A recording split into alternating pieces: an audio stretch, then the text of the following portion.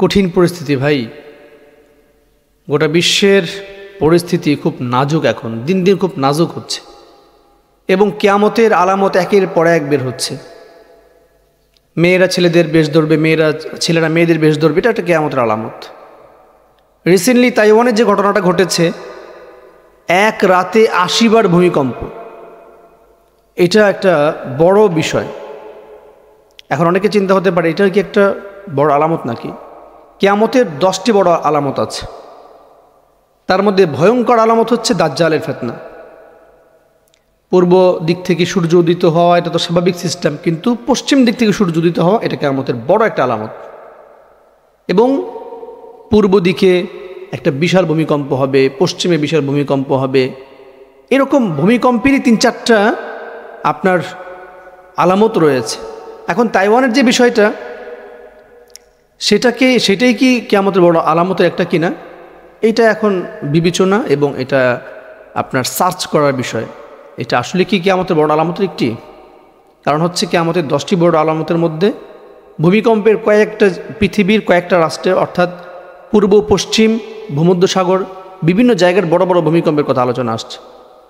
বাকি হচ্ছে যেহেতু এখন পর্যন্ত ইমাম মাহদী আলাইহিস সালাম দুনিয়াতে আগমন ঘটেনি, দাজ্জালের আবির্ভাব এখনও আমরা দেখতে পাইনি, তো সেই দৃষ্টিকোণ থেকে তাইওয়ানের যে বিষয়টা, সেটা আমার ব্যক্তিগত জায়গা থেকে মনে হচ্ছে এটা বড় যে ভূমিকম্প হওয়ার কথা সেইটা না।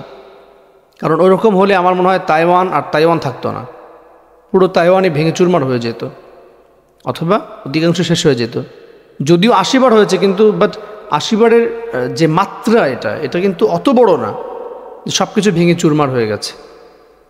তো সেই দৃষ্টিকোণ থেকে বোঝা যায় যে এটা বড় আলামত না। বাকি হচ্ছে এখান থেকে আপনাকে সতর্ক থাকতে হবে, এবং এটা ওরকম বড় না হলেও কিয়ামতের আলামত কিন্তু ভূমিকম্প হওয়া, এটা একটা কিয়ামতের আলামত। সেই জায়গা থেকে আমাদেরকে অবভিয়াসলি সেফটিতে থাকতে হবে এবং বিভিন্নভাবে দোয়া কান্নাকাটি এইগুলো আমাদেরকে চেষ্টা করতে হবে, চালিয়ে যেতে হবে, যেন আল্লাহ তাআলা আমাদেরকে ভূমিকম্প দিয়ে যেন আমাদেরকে মৃত্যু না দেয়, আমাদেরকে যেন আল্লাহ তাআলা আপনার রাস্তাঘাটে অ্যাক্সিডেন্টের মৃত্যু যেন আমাদেরকে না দেয়, ভূমি ধসের মৃত্যু যেন না দেয়, বজ্রপাতের মৃত্যু যেন আল্লাহ আমাদেরকে না দেয়।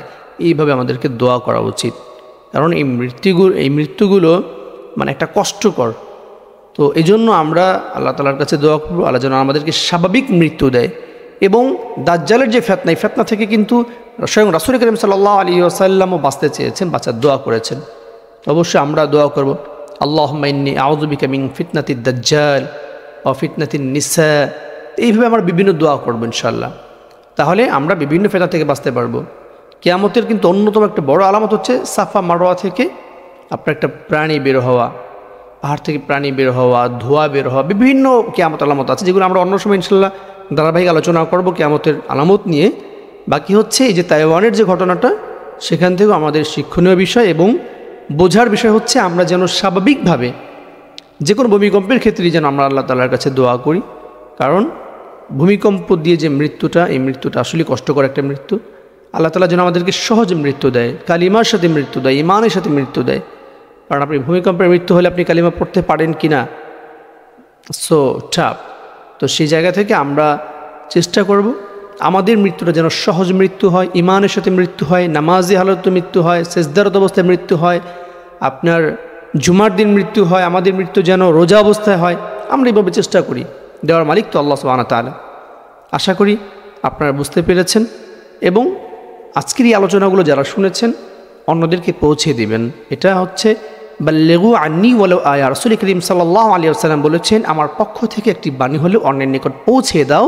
এই হাদিসের যে ভাষ্য, এই হাদিসের মূল টার্গেট আমরা যারা আজকে আলোচনা করছি, আমি তো দায়িত্ব আমি পৌঁছে দিয়েছি, যারা শুনছেন আপনাদের দায়িত্ব হলো এটা অন্যদের নিকট আবার পৌঁছে দেওয়া। তাহলে আপনি এই হাদিসের মিসদাক হতে পারবেন, আল্লাহর নবীর কথার মান্যওয়ালা হতে পারবেন। আল্লাহ সুবহানাহু ওয়া তাআলা আমাদেরকে বুঝার, মানার, আমল করার তৌফিক দান করুক। আল্লাহুম্মা আমিন।